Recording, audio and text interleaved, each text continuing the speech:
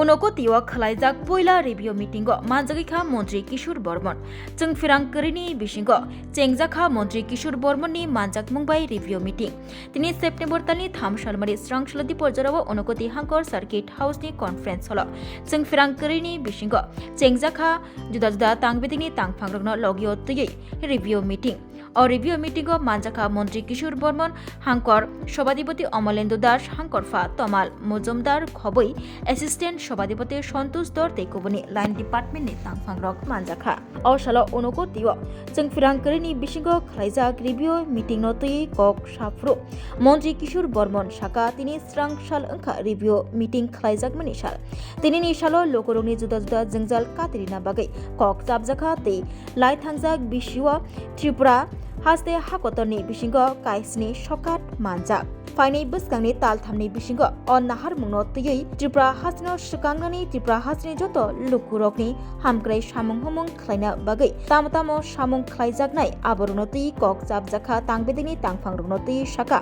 मन्त्री किशोर बर्मन মূলত আমাদের এই ঊনকোটি জেলার আমাদের ত্রিস্তর পঞ্চায়েতের বিভিন্ন বিষয় নিয়ে একটা রিভিউ মিটিং তো মন্ত্রী হওয়ার পর যেরকম প্রত্যেক জেলায় এই ধরনের রিভিউ মিটিং নিচ্ছি আজকে আমার মোটামুটি 6 নম্বর মিটিং হবে এটা তো এই মিটিংয়ে মূলত আমাদের যে ত্রিস্তর পঞ্চায়েত পরিচালনায় বিভিন্ন যে দিকগুলো আছে সেগুলো নিয়ে আলোচনা হয় এর মধ্যে আমরা জানি যে গত বছর আমরা সারা ভারতবর্ষের মধ্যে ত্রিপুরা এবং উড়িষ্যায় দুটো স্টেট একমাত্র স্টেট যেখানে আমরা সাতটা পুরস্কার সারা ভারতবর্ষের মধ্যে ত্রিস্তর পঞ্চায়েত পরিচালনার ব্যবস্থার ক্ষেত্রে আমরা পেয়েছি তো এটাকে আমরা আরও কতটা এগিয়ে নিয়ে যেতে পারি বিশেষ করে আমাদের পঞ্চায়েত স্তরে এখন আমরা সেখানে আমাদের কম্পিউটার ইন্টারনেট ইত্যাদি ব্যবস্থাপনায় ত্রিপুরাও প্রথম স্টেট যেগুলো একদম পঞ্চায়েত স্তর পর্যন্ত ইন্টারনেট আমরা পৌঁছে দিয়েছি ফাইলিং এখন পঞ্চায়েত থেকে শুরু করে এবং আমাদের একদম ক্যাবিনেট পর্যন্ত ফাইলিং ব্যবস্থা কিন্তু আমাদের ত্রিপুরা রাজ্যে প্রথম রাজ্য যেটা লাগু করেছে তো এতটাই এখন আমরা ডিজিটালাইজেশনে সেখানে পৌঁছেছি তো সেখানে যাতে 100% ট্রান্সপারেন্সি থাকে তার জন্য কিন্তু আমরা ডিজিটালাইজেশনের ব্যবস্থা করেছি তো সেখানের মধ্যে যে সমস্ত পঞ্চায়েতের ক্ষেত্রে পঞ্চায়েত হোক পঞ্চায়েত সমিতি হোক কিংবা জেলা পরিষদ হোক আমাদের বিভিন্ন পিডিএফ ফান্ড আছে টাইড আনটাইড ফান্ড আছে বা পঞ্চদশ অর্থ কমিশনের যে সমস্ত ফান্ড সেখানে বিভিন্ন খাতে দেওয়া হচ্ছে সেগুলো কতটা এই অর্থবর্ষে এখনও পর্যন্ত ইউটিলাইজেশন হয়েছে কতটা